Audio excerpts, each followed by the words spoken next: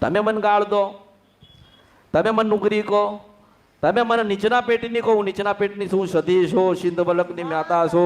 મેં કદાચ સિંધ મલક ગજાયું હશે ને ભાઈ ગુજરાતમાં આવીને રાજ કરું છું ને તમે મને આવા શબ્દ બોલો, તમારા હાથ દીકરા હોય ને મારી ના નાખું ને તો મારા અવતારમાં ખોટ પડે. મારી વાત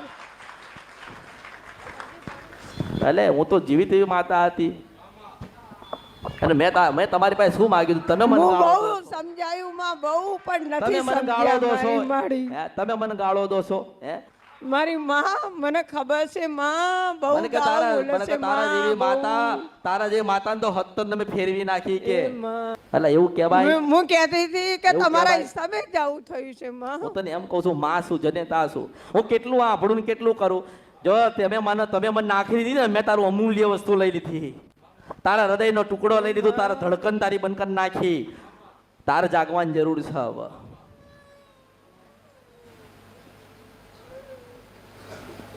આપણે માના આવું કહેવાય. હું તને એમ કહું છું, હું તો તને વડે એવું કહું કે જ્યાં કોઈ દેવ દુઃખ નથી ને તું જતો રે ને તું જતો રે, પણ તારો ગુનો તને ભૂલ યાદ કરાવું છું. કદાચ હું તને કહું તો કોઈક બીજો આભળતો હોય ને કદાચ એવા ગુના કરતો સુધરી જાય કે નહીં? માં માં માં માં માને ના કહેવાય, માને કોઈ દાડો માને ગાળ ના દેવાય. મેં તાર પાસે શું માગ્યું મને કહેતો? મેં તાર પાસે કઈ માગ્યું?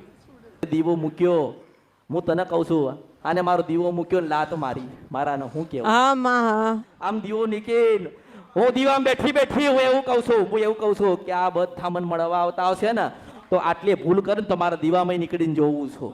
ખોટું બોલો ને તો મારા દીવામાં જોવું છું. તમે મારો દીવો મૂકો ને લાત મારી નામ ફેંકી દો તોય મેં મેલ દીધો તો કે મારો દીકરો છે ને જવા દે, પણ તારી ભૂલ વધતી ગઈ. પછી મને એવું લાગ્યું કે તારા હૃદયનો ટુકડો ના લઈ લઉં ને તો મારા અવતારમાં ખોટ પડે.